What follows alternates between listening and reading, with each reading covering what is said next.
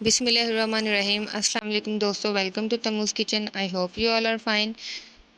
आज हमारे किचन में बन रहे हैं बहुत ही मज़ेदार और बहुत ही यमी से ये आलू अंडे, जो कि हर घर में बनाए जाते हैं और हर एक ही पसंद होते हैं ये।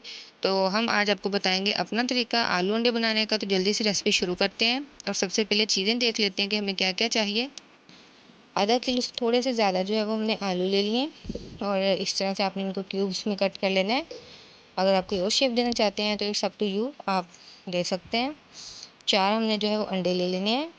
2 मीडियम साइज़ के प्याज ले लेने हैं, उनको बारीक बारीक काट लेना है। 3 टमाटर हमें चाहिए, उनका पेस्ट बना लेना है। और हाफ कप हम ऑयल लेंगे। स्पाइसेस में हमने हल्दी ली है, मिर्चें ली हैं लाल, और गरम मसाला लेंगे हम, नमक लेंगे और साथ में ज़ीरा लेंगे। 2 से 3 हम जो है वो हरी मिर्चें लेंगे। स्पाइसेस आप अपनी मर्ज़ी से कम या ज़्यादा कर सकते हैं।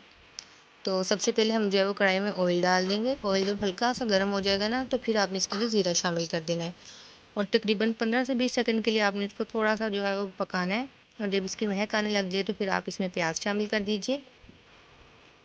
प्याज को जो है वो हम 5 से 7 मिनट अच्छे तरीके से भून लेंगे, ताकि थोड़ा ये सॉफ्ट भी हो जाए और हल्का सा इसका जो है वो कलर भी चेंज हो जाए। उसके बाद जो है वो हम इसके अंदर टमाटर ऐड करेंगे। जी, तो जैसे कि आप देख सकते हैं कि प्याज हमारा जो है वो हल्का हल्का कलर चेंज कर लिया है इसने, और हमने जो है इसके अंदर टमाटर शामिल कर दिए हैं।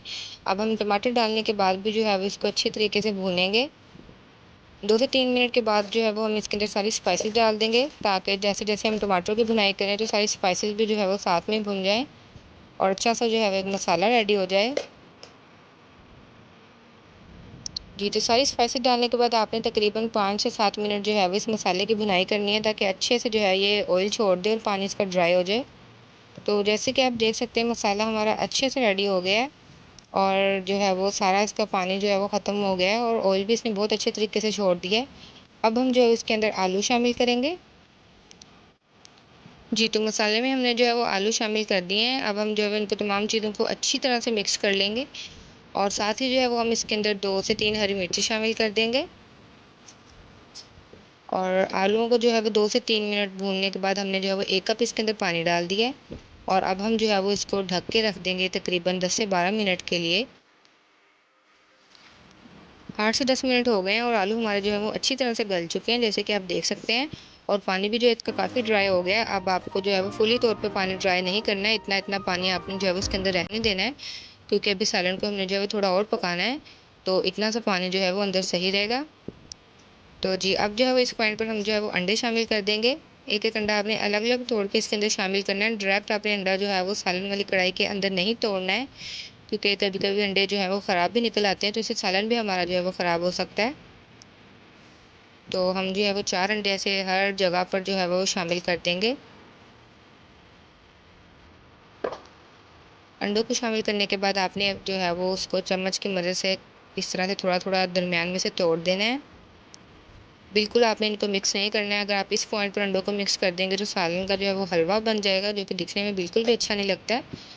आपने जो है वो हल्का हल्का अंडों को तोड़ देना है और तकरीबन 4 से 5 मिनट के लिए आपने जो है इसको ढक्कन दे के रख देना है, ताकि अंडे जो है वो स्टीम में पक जाएँ। उसके बाद हम जो है वो इनको मिक्स करेंगे।